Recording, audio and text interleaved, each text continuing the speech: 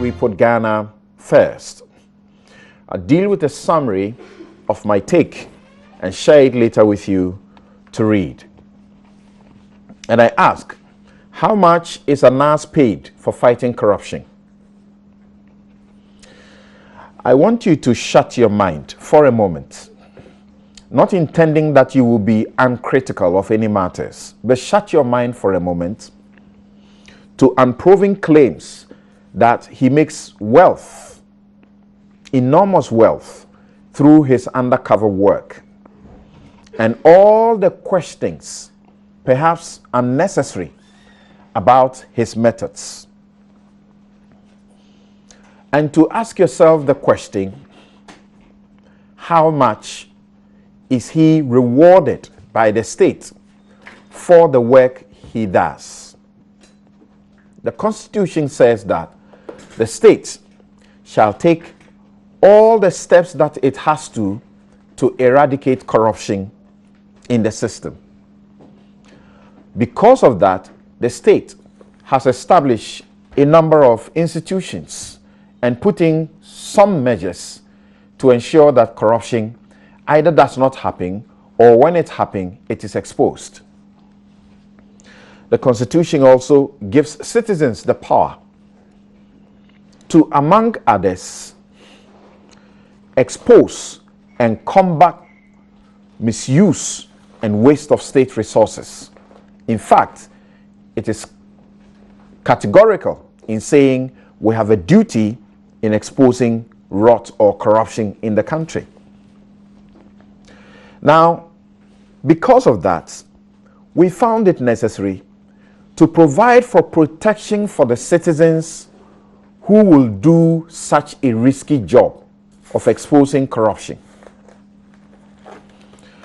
Apart from providing protection for them, we also ensured that we'll give them reward when they blew the whistle and the state was successful in recovering money when they did blow the whistle. It is the reason we passed the Whistleblowers Act in 2006. A decade now, the protection that is supposed to be offered for people who blow the whistle, especially at their workplaces, if they see that their colleagues are engaging in rot, that protection is almost not available.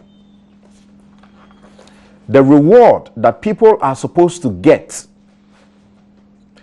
the law provides for a fund to be set up, and that fund should be used to reward people when they blow the whistle and there are successful recoveries as a result of the whistle that they have blown. You have heard me talk about this, but I need to stress it again today. According to the law, a whistleblower whose disclosure results in the recovery of an amount of money shall be rewarded from the fund with 10% of the amount recovered. That's the starting point. This is so much sufficient impetus, encouragement for people to want to blow the whistle, rather than connive and shut up and be afraid and not talk about corruption when it is going on wherever they are. This fund, as we speak, this law was passed in 2006. The fund has not been set up. Tell me if the state is serious about fighting corruption. Tell me if Anas, it is worth it that he risks his life to the extent that he does in seeking to fight corruption. This state must wake up to its responsibilities in fighting corruption. The lip service is too much and is not needed. Thank you very much.